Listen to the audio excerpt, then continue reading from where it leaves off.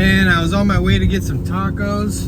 My E46 is just falling apart right now. The DSC and the brake light have been coming on. The brake light's been going yellow and red. Now I just got a battery light, so maybe it's a bad alternator and it's undercharging or overcharging, causing the other systems to act funny. I'll have to put a multimeter on it when I get home. All right, we're home. It didn't spit the belt. I still got power steering. The alternator's still there. Got the multimeter set up to DC. Got a ground. We're gonna take our positive, and we're at 11.5 volts. So that alternator is starting to drain down that battery. So we either got a bad alternator or we got a bad ground somewhere.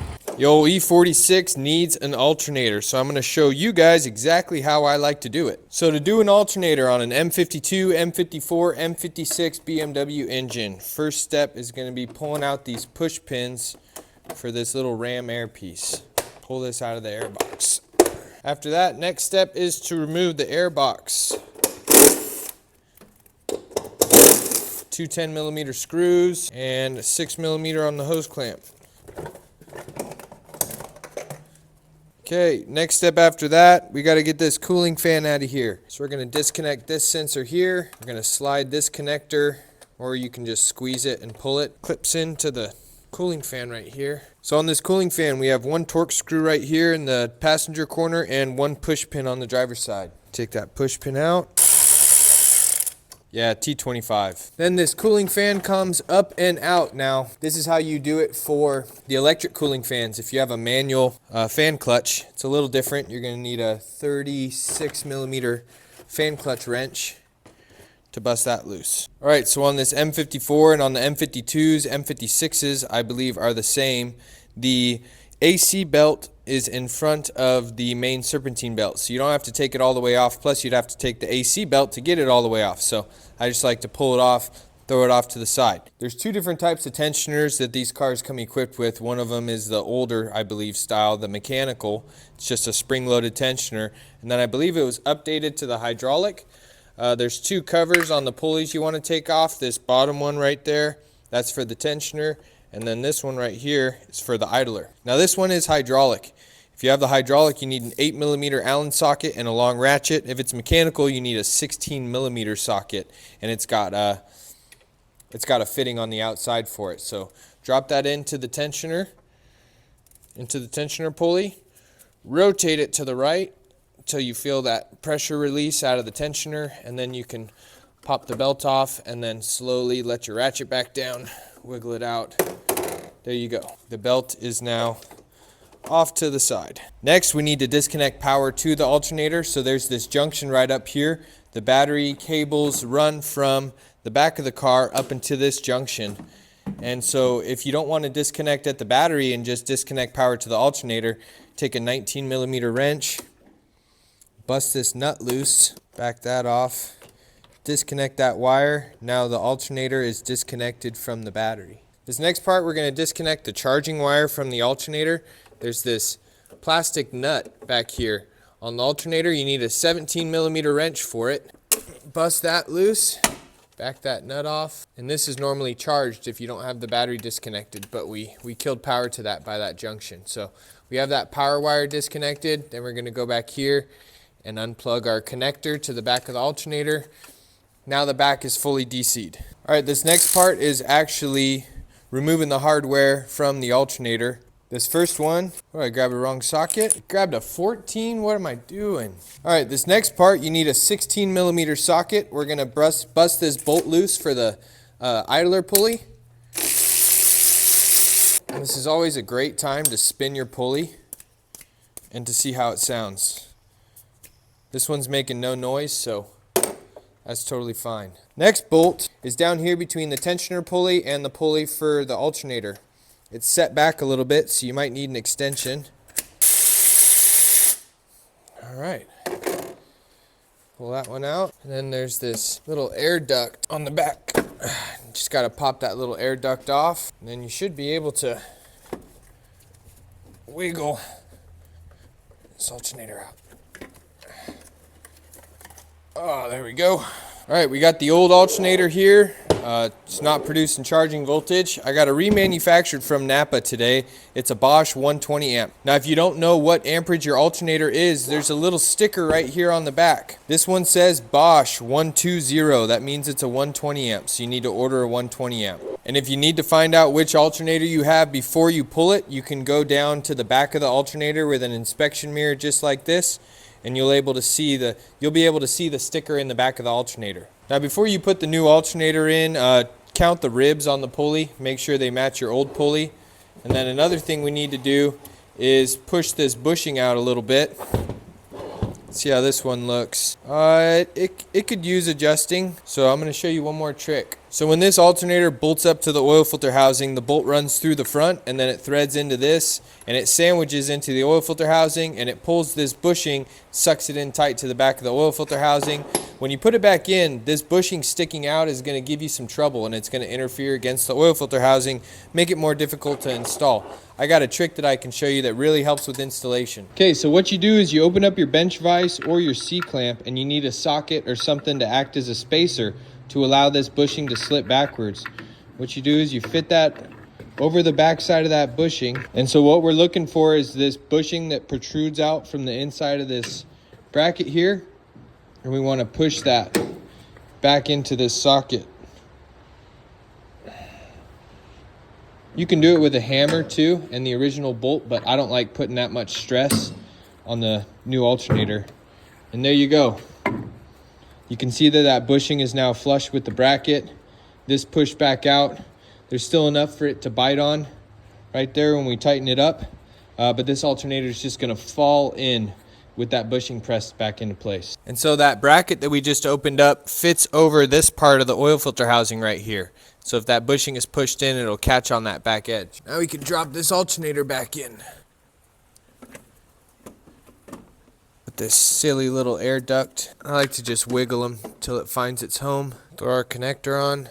Just loosely put our power wire back. Now before we snug up that bottom bolt, let's put our idler pulley back in. There's this little nipple on the back side of the pulley. And there's a little indent on the alternator housing. Gotta make sure that that little nipple is lined up because this is an offset pulley.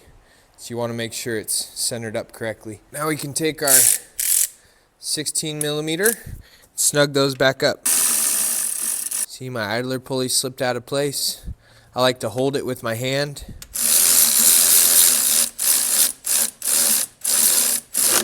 While I run that tight. Okay, our connector's back on. Our power wire's on the stud. Now we can throw that plastic nut back on, snug that up with the 17, and you just want to go light. It's a plastic nut after all. Then we're pretty much done over there. Now we just need to put the belt back on. Let's see if I can remember how to route this. It goes on the crank pulley, and then the back side goes on the tensioner.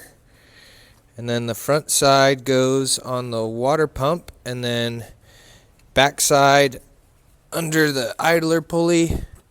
Front side over the alternator. And the way I like to do them is I'll just pop the loop off the tensioner pulley and get everything else situated. I take my ratchet with my 8mm Allen and I put it through the loop of the belt just to kind of hold it in place so it doesn't slip off. And then get that tensioner opened up, slide that on, and then release. And then go through and manually check all of your pulleys and make sure the belt is flush.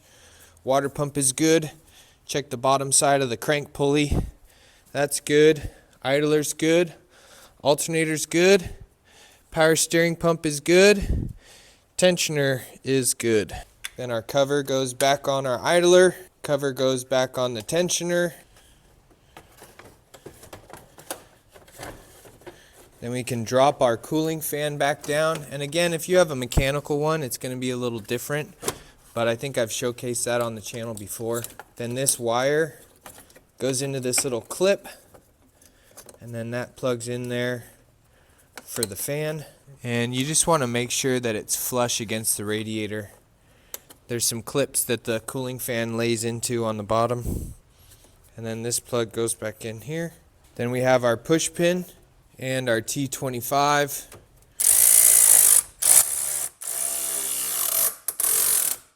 Now we can drop our airbox back down. Boot goes on. Mass airflow gets plugged in. Hose clamp tightened up. 210 millimeters for the airbox. Last piece is this little ram air duct. That goes in, push pins go back in, and we're done. Now this is a pretty easy job. I'd get pretty pumped when these would come into the shop because it's just gravy work. We would charge like an hour and a half. It's easy. You don't have to drain any cooling system. It's a pretty straightforward alternator repair. In total, all the tools that I used was a panel popper that looks like this. And that was to get these clips out and this little push pin. I also used a 10 millimeter socket to take out the airbox bolts, 6 millimeter or flathead for the hose clamp. So that covers the ram air and the airbox. And then for the cooling fan, I used a T25 for this bolt. And then that thing just slides up on and out. And then an 8 millimeter Allen socket for the tensioner pulley. And then a 16 millimeter socket for the idler pulley and for the bottom alternator bolt. 17 millimeter open end wrench to break that nut loose off the back of the alternator, and then a 19 millimeter wrench to take that power wire off from the battery to disconnect the alternator. So altogether, some pretty basic hand tools. Last piece of the puzzle is just getting this power wire connected back. So now we have our alternator energized. And you don't have to go crazy with torque on this. It's not a very strong component, and so just get it snug. Now let's get this garage to open up. It is dumping rain today, so we're trying to stay warm and dry indoors. All right, let's fire this thing up and then check our charging voltage. So battery light is off, but we still have a yellow brake light and a yellow DSC light, but we'll worry about that later. Let's check charging voltage. Hi, sweetheart. She's got a booty on her foot because she cut it while we were on a hike the other day. And so I'm trying to keep her little paw from splitting open again. She had a pretty bad cut. She jumped into bed and there was blood all over my comforter. And so to check your charging voltage, grab a multimeter, put it onto volts, direct current, red to red. Drop your ground here on the strut post, or you can find another ground elsewhere. And we are at 13.5 volts. It's kind of down a little bit. Voltage is kind of jumping around a little sporadically. 13.3. It's good enough for now. We'll monitor it and see what happens. So I plugged the old Fox well into the E46, but it's giving me nothing because there's nothing in the DME, which is frustrating. And ISTA doesn't work on this car. For some reason, it just won't pull the VIN. So I'm having a real hard time finding the cause of why the DSC light and the brake light are on. I was hoping it was going to be to excess charging voltage or lack of charging voltage to like the ABS module from the alternator failing because it happened right before. ISTA doesn't work with it, so it's super frustrating. I'm going to try plugging in my other scan tool, see if we can get anything out of it. Same story with my little Matco MD60. This is a great little scan tool. All my readiness monitors are good. We got the green light, but nothing stored for the DSC and the brake light, so probably just going to do a battery reset, see if it comes back. All right, we just DC'd the battery, reconnected it. Let's see what the light does. Should be cleared for a little bit. It's usually how these DSC and brake lights work. You can't clear airbag lights, but you can clear DSC and brake lights. So there we go. By the way, if you do need to set the time on these, you take this little indicator on the right side of the dash and you twist it. And if you just hold it, it'll start going faster. And you can get the time set that way. But 158,000 on this car. It's been a great car, you know. I haven't put that much work into it. I probably only got, less than $2,500 invested into this car. Actually, less than that. I'd say probably less than 2,000. I'd say I'm probably into this car. We're good. I can use it to daily again. Because with the E90 gone to Veronica in Arizona, this is my daily driver again. Not nearly as comfortable, but boy, the manual trans and the M54 is so much fun. I think this car is more fun to drive than the E90 I gave away. Other than that, it's been a great car. It consumes oil a little bit. I found like 10 oil jugs back in here when I first bought the car, so I keep this bottle of Fram full synthetic 530. I could probably bump up in viscosity a little bit and it might help. I put an upper radiator hose on it a week or two ago, but Wasn't very much meat and potatoes for a video, so I didn't end up posting or doing anything with the content. But other than that, like, it's not really leaking. It's just a good runner. I'd like to do more diagnostic work about the airbag, the DSC, and the brake light, but I can't get it to connect to ISTA, which is super frustrating. So definitely do some headlight restoration on this thing too. I'd like to put some more time and energy into this car. Maybe even just like kind of go through the whole thing. The paint's a whole different story though, because it's just really the big holdup on me committing into this car. It's this clear coat's just flaking off on the hood right here. Right here, we got spots on the roof, right there. We got these spots, and so it kind of needs a whole paint job. Thinking maybe I could sand it down and try to do a wrap on it, but I haven't really decided. It's just been my beater, you know. I haven't even washed or cleaned the door jambs since I bought this thing. Look at these dirty door jambs. That's still all the crud from sitting around for 4 years before I bought it, just sitting out in the North Coast rain. She got some little moss and lichen in there, so she's a beater. You know, I just throw sage in the back and rip around town, and that's what she's good for. So she's not really that clean. You know, we got clear coat issues all over the place. The wheels are pretty sick, but they were really curb rashed up when I bought them. But it's been a great car. I can't complain. Passenger seat is the torn seat that I took out of my other E46, the one I sold to Daniel. Need to put some glue up on these C pillars because those are peeling down and flapping in the wind. B pillars need some work too. That one over there is peeling. Headliner looks really good though. So yeah, that's a little update on the old manual trans $500 Will It Run car. Now it's my daily. Well, battery light just kicked back on. Not sure what it is. Gauge flickered a little bit. Guess we'll find out when we get home. Now the battery light's back off. I just put an alternator in this thing. So I thought I was all done with this car and this alternator replacement. I took it out to my friend's house for dinner, came home, parked the car. The next morning I went to go fire it up. Dead as a doorknob. I checked battery voltage. I had 1 volt in the battery left. So I got the battery warranted at O'Reilly, which was awesome, free replacement. And then I went and checked charging voltage for the alternator, and it was over 18 volts. So what I think happened is this remanufactured alternator I got from Napa was overcharging. It pushed way too much voltage to that battery, and I think it killed that battery. So now I have to go in and pull the alternator out again to go warranty it, see if a new one's gonna fix it up. So good teachable moment here to make sure that you check charging voltage after alternator replacements. You definitely don't want 18 volts. From what I've seen, it's good to have from the low 13s to the low 14s, right around in there. I've never seen a car naturally charge at 15 volts or above. So just in case you weren't curious, kind of want to look for that 13 to 14.5 volt range.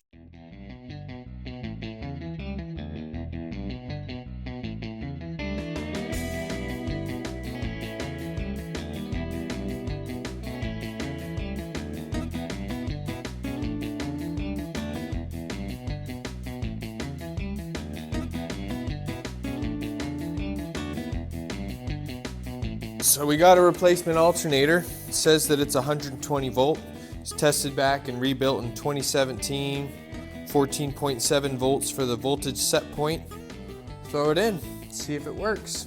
Check our charging voltage afterwards, make sure we're all good.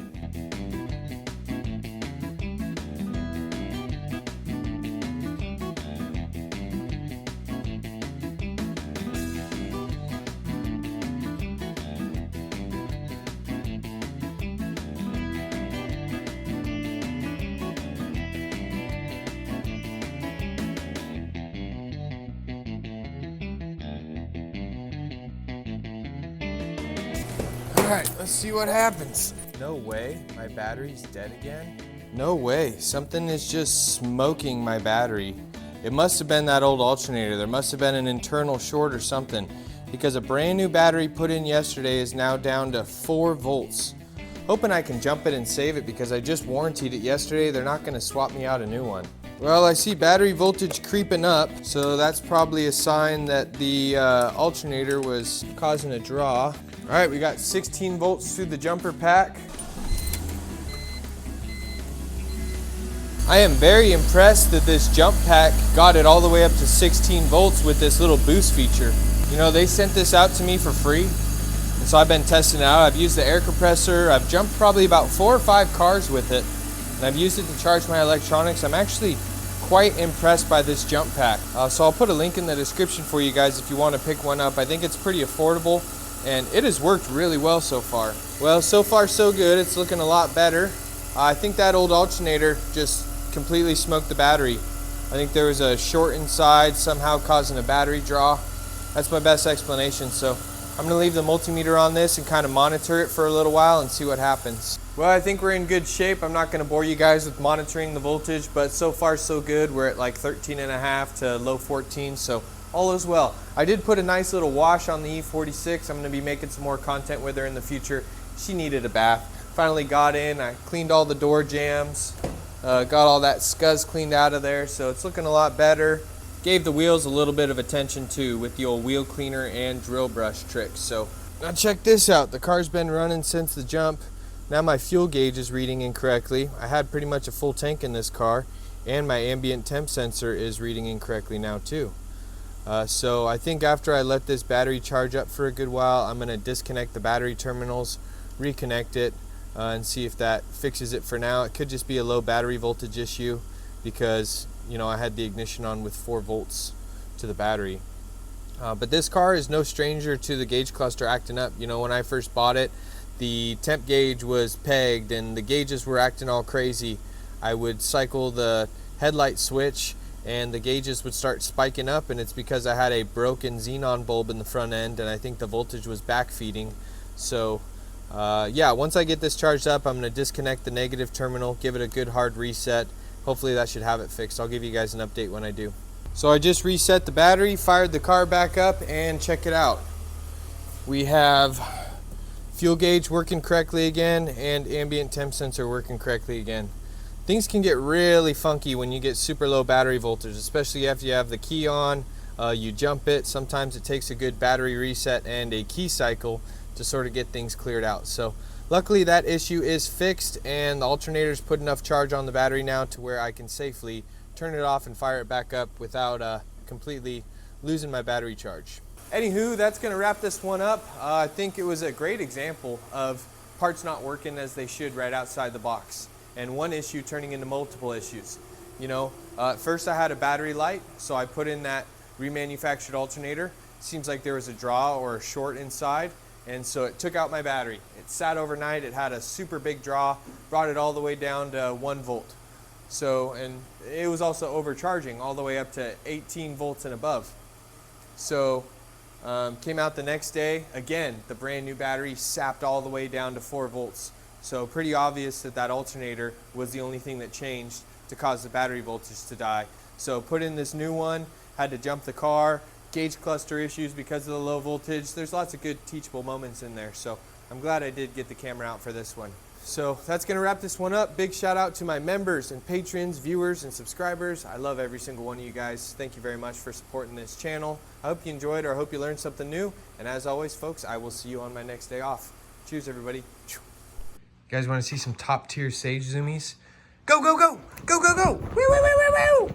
Woo, woo, woo! Woo, woo, woo! Ew. Ew. Go, go, go, go, go, go, go, go, go! Ew. Oh, I'm getting dizzy. I'm getting dizzy. You made me dizzy. You made me dizzy. Go, go, go, go!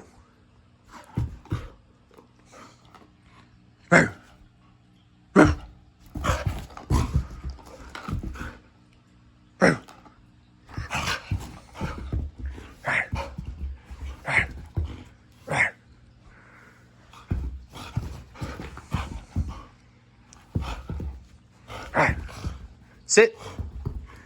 Good girl.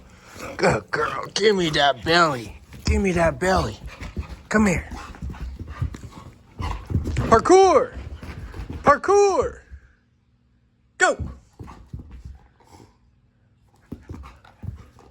Down. Give me that belly. Give me that belly. Whoa.